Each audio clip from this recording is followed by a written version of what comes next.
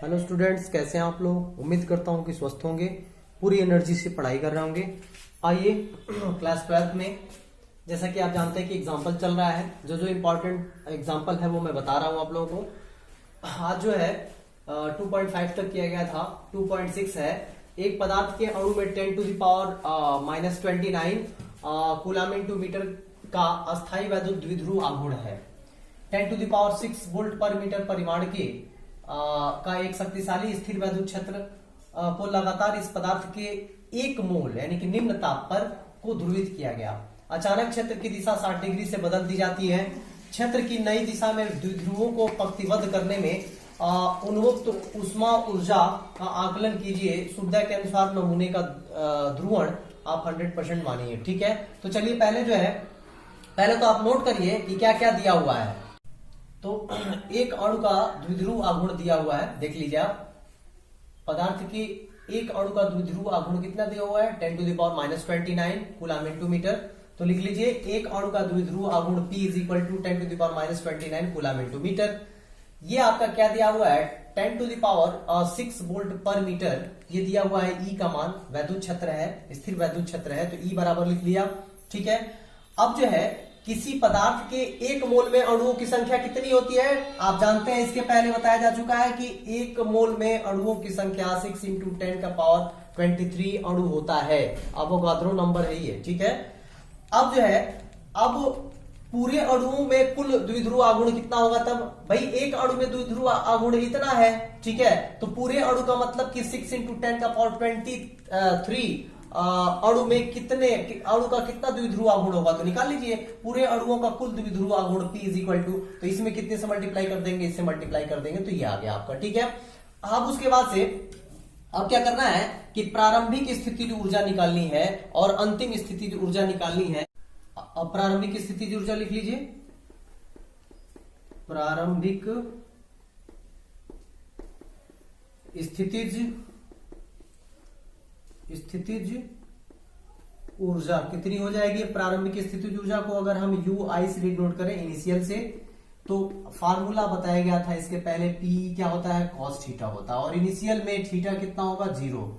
बाद में ये कितने दिशा पे जो है बदल जाती है, 60 डिग्री पे बदल जाती है। इनिशियल में 0 था, मान रख दीजिए -P का मान कितना है, ये आपका रखेंगे 6 इंटू 10 का पावर -6। ठीक है, इंटू E का मान आपका ये है। ठीक है, 10 का पावर 6 इंटू cos क्या 0, तो cos 0 कितना होता है, 1 होता है। ठीक है, तो यानी कि ये अब हो जाएगा -6 इंटू 10 का -6 जूल होगा। ठीक है, क्योंकि इसका मान 1 हो गया और ये आपका 6 और ये खत्म हो गया आपका 10 टू द पावर -6 और 10 टू द पावर +6, तो कितना आ गया, -6 जूल आ गया। ठीक है, अब अंतिम निकाल दीजिए स्थितिज ऊर्जा। अंतिम स्थितिज ऊर्जा कब, जब 60 डिग्री पे बदल जाती है। अब अंतिम स्थितिज ऊर्जा निकाल दीजिए। अंतिम स्थितिज ऊर्जा को अगर हम UF से दिखाते हैं तो -P के जगह पे तो वही होगा आपका 6 इंटू 10 का पावर -6। ठीक है, इंटू E के जगह पे वही होगा 10 to the power 6 into cos theta के जगह पे क्या हो जाएगा, आप 60 डिग्री, क्योंकि 60 हर्ट्ज के कोण पे क्या हो जाता है, मुड़ जाता है, तो थीटा यहाँ पे क्या हो जाएगा, 60 डिग्री। इनिशियल में क्या था, 0 था। तो अब देखिए ये -6 इंटू cos 60 की वैल्यू हाफ होती है, 3 टाइम्स कट जाएगा तो -3 जूल हो जाएगा। ठीक है, यानी कि ये हो गया आपका कितना, अंतिम ऊर्जा निकल के आ गई -3 जूल। ठीक है, अब स्थितिज ऊर्जा में अंतर निकाल के देखते हैं। अब स्थितिज ऊर्जा में अंतर, स्थितिज ऊर्जा में अंतर कितने का आया, स्थितिज ऊर्जा में अंतर, तो स्थितिज ऊर्जा में अंतर U इज इक्वल टू, अंतिम में से क्या करेंगे, प्रारंभिक को घटा देंगे। ठीक है, तो घटाइए जरा, तो अंतिम कितना आया है, -3 और -6 अंतिम है, तो ये हो जाएगा कुल मिला के 3 जूल। तो यानी कि ये जो आपका 3 जूल आ रहा है, यही जो है अगर पंक्तिबद्ध किया जाए तो जो ऊर्जा निर्मुक्त होगी वही ऊर्जा कितनी होगी, 3 जूल के बराबर होगी। अब आइए नेक्स्ट क्वेश्चन देखते हैं 2.9।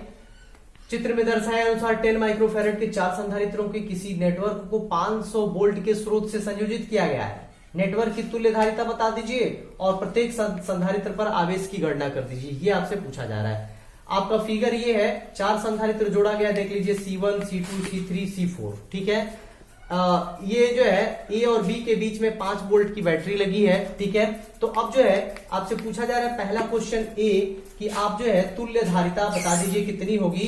तो सबसे पहले तो आपको डिसाइड करना होगा कि कौन सी धारिता, कौन सा संधारित्र श्रेणी क्रम में है और कौन सा संधारित्र समांतर क्रम में है। तो यहां से अगर जो है, अब देखिए पहचान कैसे आएगी, यहां से इसको तोड़ दीजिए, ठीक है। इस नेटवर्क को यहां से तोड़ दीजिए और इस नेटवर्क को यहां से तोड़ दीजिए, ठीक है। ये टूट गया। अब इसको पकड़ करके दोनों को और सीधा कर दीजिए, तो एक लाइन में हो जाएगा ये C1, C2, C3। इसका मतलब कि ये तीनों C1, C2 और C3 किस क्रम में जुड़ा है भाई, तो श्रेणी क्रम में जुड़ा है, ठीक है। तो अब जो है ये डिसाइड हो गया कि C1, C2, C3 श्रेणी क्रम में जुड़ा है, ठीक है। तो लिखेंगे चूंकि C1, C2 व C3 श्रेणी क्रम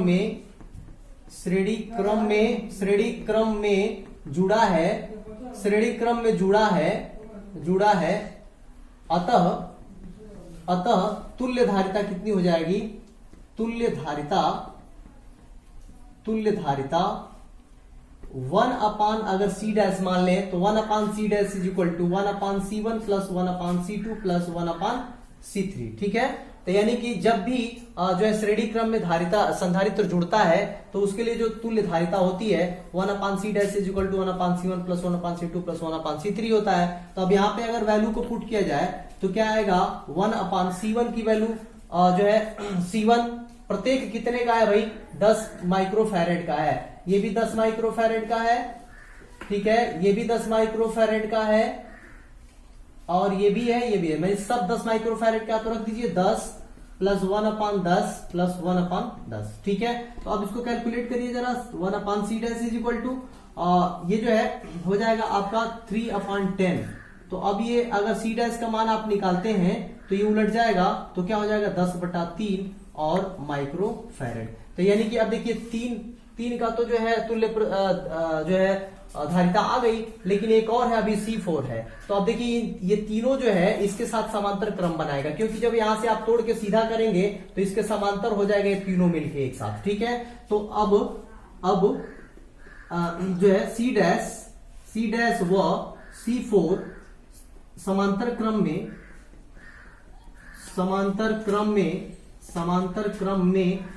होंगे, अतः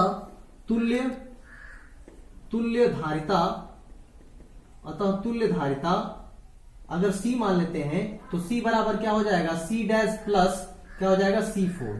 तो अब जो है C is equal to, C dash का मान कितना है 10/3 है और प्लस C4 का मान कितना है 10 ही होगा ना, ये 10 माइक्रोफैरेड, ठीक है।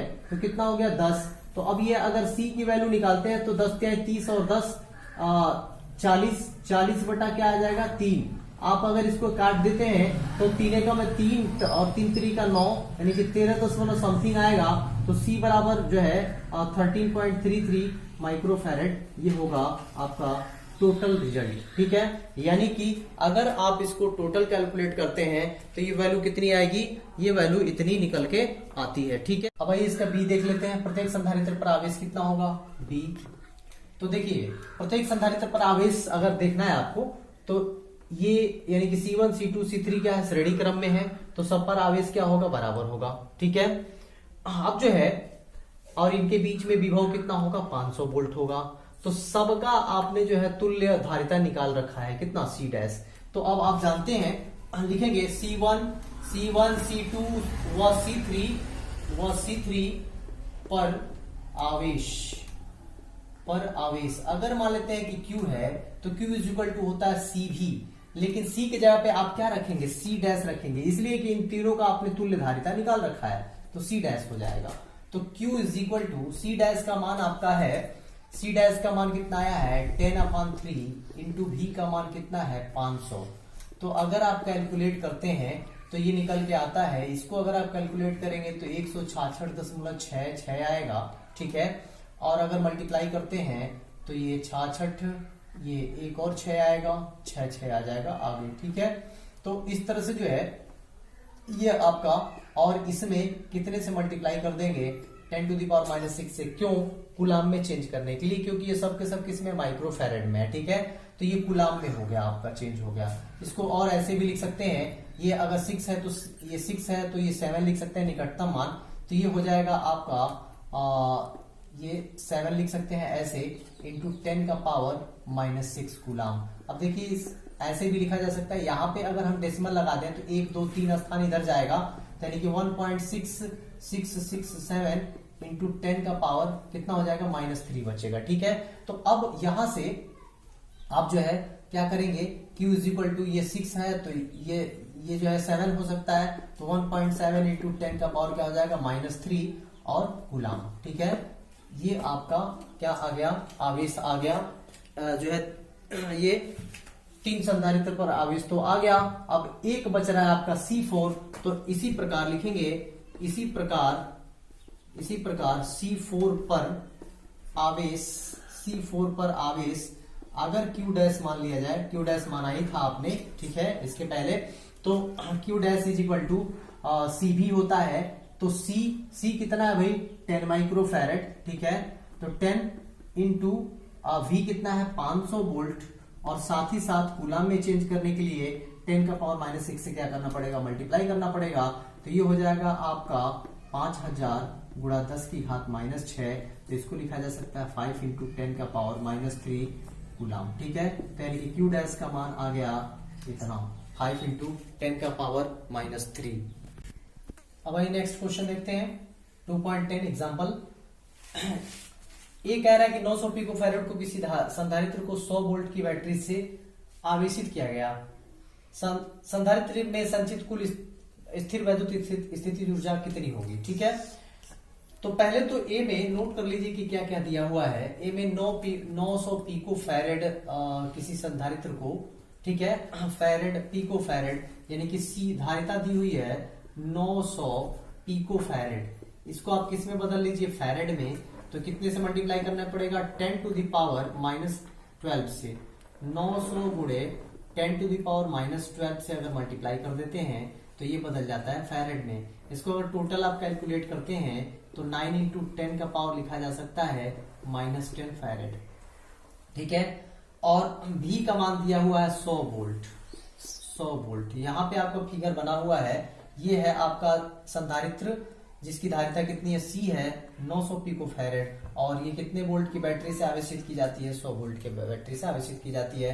तो स्थिति की ऊर्जा कितनी होगी इस संधारित्र की, वही बताना है। तो आप जानते हैं कि जो है Q इज इक्वल टू होता है आवेश C इंटू V, ठीक है।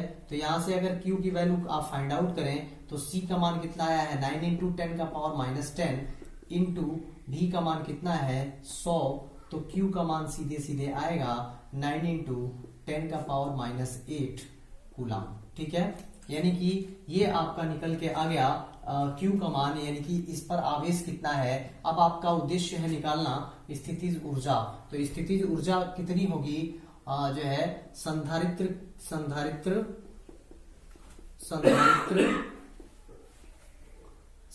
में संचित स्थितिज ऊर्जा संधारित्र में संचित स्थितिज ऊर्जा U बराबर हाफ Q इंटू V होता है। फॉर्मूला बताया गया था आप लोगों को, U बराबर हाफ, और Q का मान आपका आया हुआ है, ये देखिए आपका Q का मान है, रख दीजिए 9 इंटू 10 का पावर -8 इंटू V का मान है कितना 100 वोल्ट। आप इसको अगर कैलकुलेट करेंगे तो ये 50 हो जाएगा, और 5 9 45 450 होगा गुणा 10⁻⁻8। इसको आप लिख सकते हैं 4.5 इंटू 10 का पावर -6 जूल, ठीक है। ये आपका निकल के आ गया स्थितिज ऊर्जा कितनी होगी, यानी कि A की वैल्यू निकल के आ गई। अब आइए इसका B देख लेते हैं। इस संधारित्र को बैटरी से वियोजित करके हमने यहाँ पे लिख दिया, थोड़ा सा टाइम बचाने के लिए, वियोजित करके किसी अन्य 900 पिको फैरेड संधारित्र से संयोजित किया गया निकाय द्वारा संचित स्थिर वैद्युत स्थिति ऊर्जा ज्ञात करिए। अब देखिए दूसरा फिगर आपका बना हुआ है जो B के लिए है, ये आपका A के लिए है और ये आपका B के लिए है। इसी को वियोजित कर दिया गया, तोड़ दिया गया है 2 भागों में, और तोड़ करके समांतर क्रम में क्या कर दिया गया, जोड़ दिया गया। तो जब तोड़ा गया तो प्लेट पर आवेश कितना हो गया, Q/2 हो गया, यानी कि इसी को दो भागों में तोड़ दिया गया।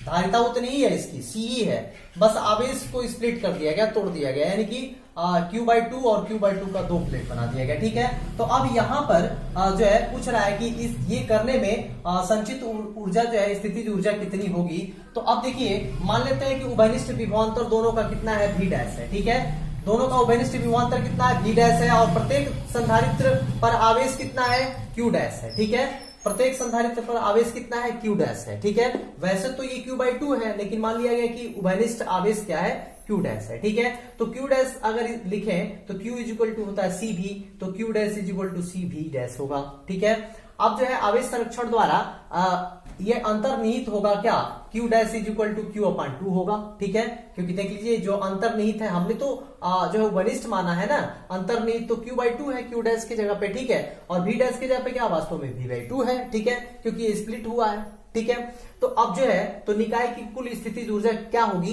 तो निकाय की कुल स्थितिज ऊर्जा का फार्मूला होता है U बराबर ½ Q इंटू V होता है, तो वही यहां भी लगाएंगे, ½ Q' इंटू V', क्योंकि आपने उभयनिष्ठ Q' V' मान रखा है, तो ½ Q' इंटू क्या होगा, V', एक का होगा और फिर दूसरे का भी उतना ही होगा। ठीक है, अब उसके बाद से अगर दोनों को ऐड करते हैं तो 2 इंटू ½ Q' V' होगा। Q' V' का मान अगर आप रख देते हैं तो कितना हो जाएगा, 2 इंटू 1/2, और Q' का मान कितना है, Q/2 है, तो आप रख दीजिए Q/2 इंटू V' का मान कितना है, V/2 है। तो अब देखिए 2 से 2 कट गया, तो यानी कि 1/4, ये देखिए 1/4 Q इंटू क्या हो जाएगा, V, और 1/4 गुणा Q का मान कितना है भाई, Q का मान आपका जो है पता है, Q का मान आप देख लीजिए 9 इंटू 10 का पावर -8 आया हुआ है, तो ये रख दीजिए 9 इंटू 10 का पावर -8।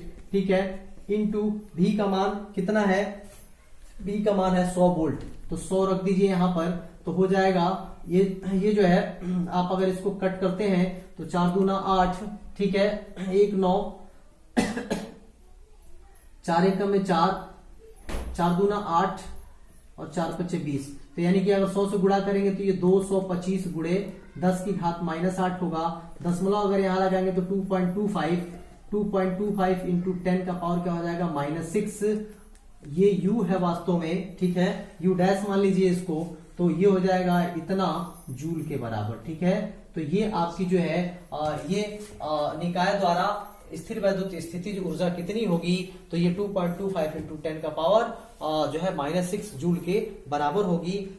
यहाँ पर आप लोग कंफ्यूज नहीं होंगे, यहाँ पर हम लोगों ने उभयनिष्ठ मान रखा है, Q' इक्वल टू Q' और V'। ठीक है, यहाँ पर हम जो है अलग अलग इसलिए लिख रहे हैं कि इसका जो आवेश होगा, ये इसकी जो ऊर्जा होगी और प्लस इसकी ऊर्जा होगी, वही कुल स्थितिज ऊर्जा होगी, तो इसलिए हमने जो Q' V' plus Q' V' यानी कि ट्वाइस होगा इसका। आप ये न लिख करके आप इकट्ठा ये लिख सकते हैं, 2 इंटू ½ Q' इंटू V' लिख सकते हैं। ठीक है, और Q' V' का मान आप क्या करेंगे, यहाँ पुट कर देंगे और कैलकुलेट कर देंगे, तो ये पूरा फिट आता है स्थितिज ऊर्जा 2.25 इंटू 10 का पावर -6 जो है जूल के बराबर आता है।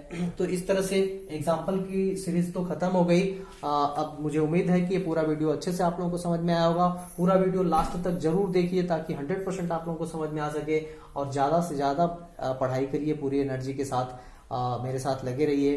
100% मैं सारा न्यूमेरिकल सॉल्व करवाऊंगा। और आज के लिए बस इतना ही। ढेर सारी शुभकामनाएं, धन्यवाद।